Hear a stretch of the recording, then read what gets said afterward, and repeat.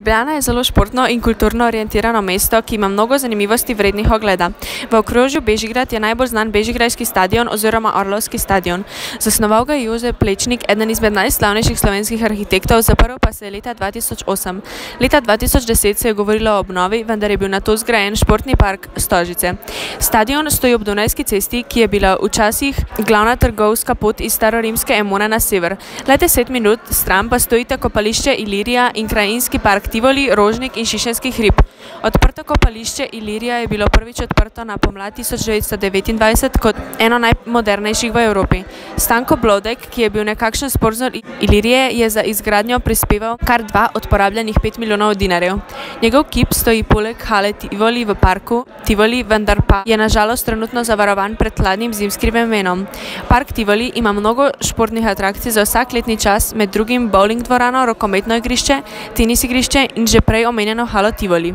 Poleg tega pa se dvorana uporablja za košarske in hokejske tekme, so v njej redno prirejeni tudi koncerti.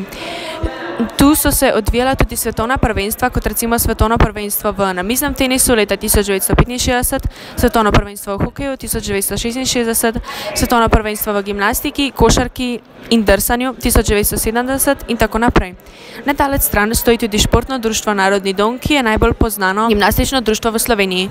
Vse skupaj je postavljeno v center Ljubljane, saj je slednja zelo majhna. Najbolj poznana ulica v centru je Čopova ulica, kjer so tja vtisnjeni verzi slovenske himne.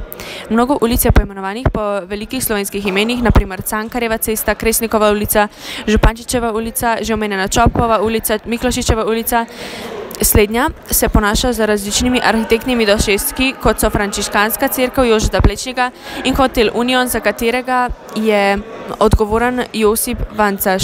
Za konec pa bomo predstavili še Navje, pokopališki park blizu gimnazije Bežigrad. Tam so pokopani mnogi najbolj znani Slovenci, kot prvi slovenski dramatik Anton Tomaž Linhart, pisatelj Valentin Vodnik in mnogi drugi, katerih vrednosti se premalo zavedamo in bi morali biti bolj prepoznavni.